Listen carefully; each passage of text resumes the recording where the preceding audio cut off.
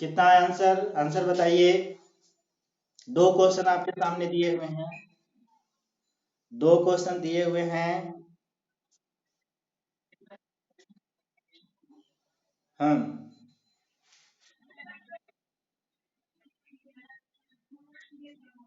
जी क्या बोल रहे हैं? ठीक। सेकंड क्वेश्चन आपको दिखाई दे रहा है, ए टू बी। सेकंड वाला क्वेश्चन है, A is to B 4:5, B is to C 15:2। तो ए बी सी का वैल्यू निकालें, A ratio B ratio C ज्ञात करें।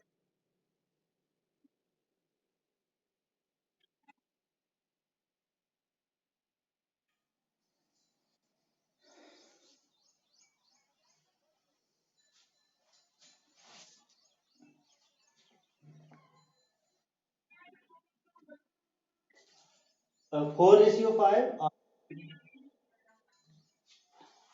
4:5 और 15:2 और 15:2।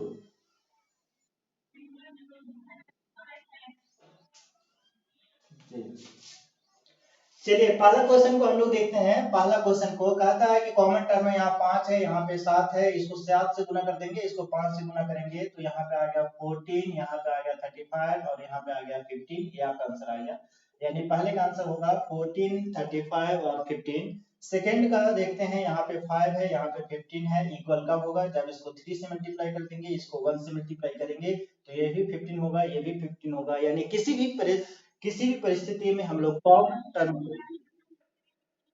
हाँ, 12:15:4 नहीं, यहाँ पे क्या होगा? 2 होगा, है ना? यहाँ केवल 2 है ना?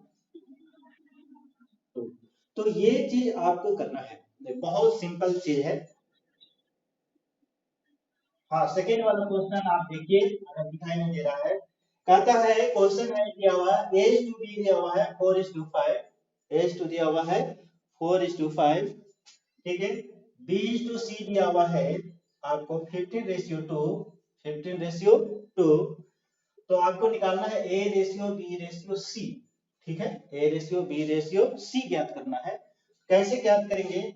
हम लोग पहले कॉमन टर्म को खोजेंगे। कॉमन टर्म आपको दिखाई दे रहा है, कॉमन टर्म कौन है? बी है। बी यहाँ पे 5 है, यहाँ पे 15 है। इक्वल कब होगा? जब इसको 3 से मल्टीप्लाई कर देंगे, इसको 1 से मल्टीप्लाई करेंगे, है ना?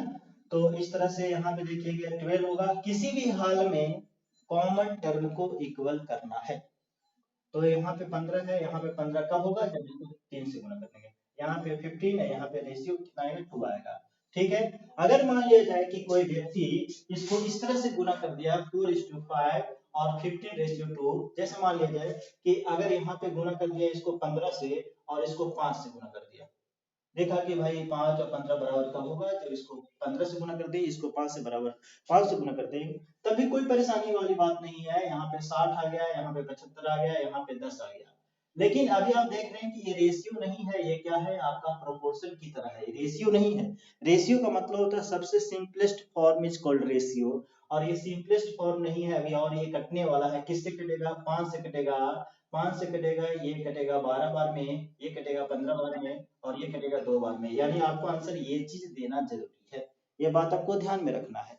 यानी ये बड़ा इंपॉर्टेंट चीज है कि भाई आप किसी भी तरीके से बनाइए, लेकिन आंसर में कोई डिफरेंस नहीं होना चाहिए। चलिए अगला क्वेश्चन देखते हैं। A is to B 2:3, A is to B 2:3, ठीक है। और b is to c 3:4। Find the value of ratio a is to b is to c। ये आपको ज्ञात करना है। ये इसको आप निकाल कर देखिए कितना आंसर आ रहा है।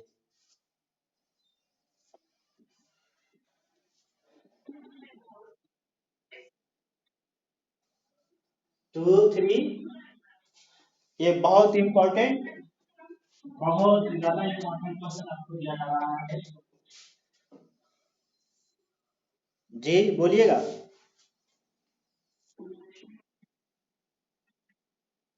हाँ, चलिए देखिए यहाँ पे कहता है कि हम लोग रेशियो में इसे सोल्व करने के लिए क्या करते हैं, पहले कॉमन टर्म को देखते हैं। क्या करते हैं, कॉमन टर्म को देखते हैं।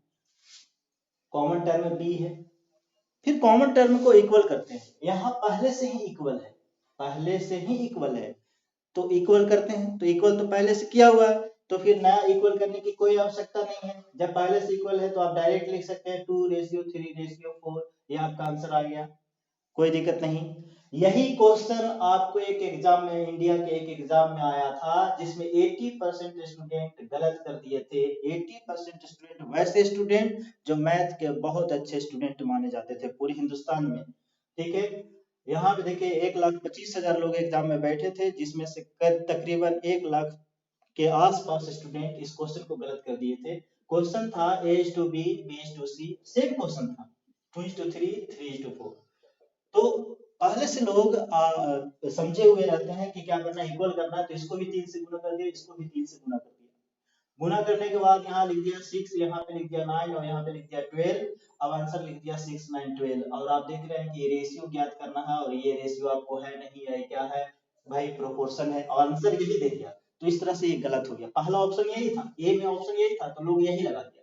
जबकि ऑप्शन बी में था 2, 3, 4, यानी पहले इसको, ये जो आपको आया भी, अगर मान लिया ऐसा कर भी दिया, तो फिर यहाँ पे देखिए कि पहले इक्वल, ये प्रोपोर्शन है, ये रेशियो नहीं है। अभी 3 से कटेगा 2, 3, 4 बार में, तो आंसर क्या आ गया, 2, 3, 4 आएगा, आंसर बी होना चाहिए। तो 80% स्टूडेंट यही लगा दिया था। ये बात को इस पे जांच कमेटी भी बैठा कि भाई इतने लोग मैथ के, इतने इंटेलिजेंट लोग भी एग्जाम में इतना गलत कैसे कर दिया। तो दिमाग में ये फिर बाद में पता चला कि साइकोलॉजिकल इफेक्ट की वजह से ऐसा हो पाया। तो इस चीज को ध्यान रखना है, ठीक है। हाँ, टाइम प्रेशर की वजह से, मतलब कि उसको लगता है कि इसको तो ऐसे ही करते हैं। क्या करते हैं कि साइकोलॉजिकल, मतलब सीधे 3 है तो उल्टा गुना करते हैं। उसके दिमाग में पहले से ही बैठा हुआ है कि उल्टा गुना करते हैं। जैसे मान लीजिए A:B 2:5 और B:C 7:5, 7:3।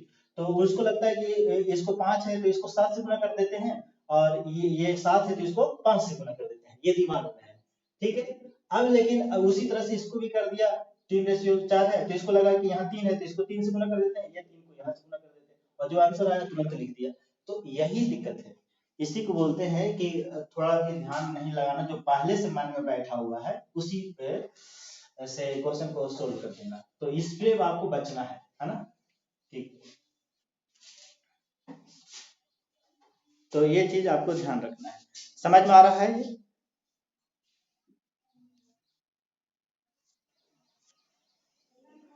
चलिए तो फिर आगे, इसके बाद आगे हम क्वेश्चन दे रहे हैं कि क्वेश्चन है कि तीन संख्याओं का योगफल 64 है। क्वेश्चन लिखेगा तीन संख्याओं का योगफल, तीन संख्याओं का योगफल 64 है, 64 है, ठीक है। जिसमें से जिसमें से पहली संख्या और दूसरी संख्या का जो रेशियो है वो 3:5 है, 3:5 है, और दूसरी और तीसरी संख्या का जो रेशियो है वो 5:8 है। तो कहता है कि संख्याएं ज्ञात कीजिए, find the numbers, find the numbers, इसको निकालना है। फाइंड द नंबर्स ये है, ये आपको समझ में आ रहा होगा। क्वेश्चन आपके सामने है। कहता है कि तीन संख्याओं का योगफल कितना है।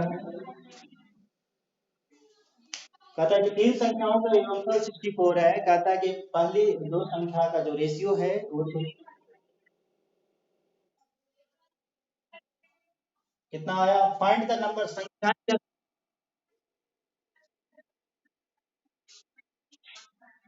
जी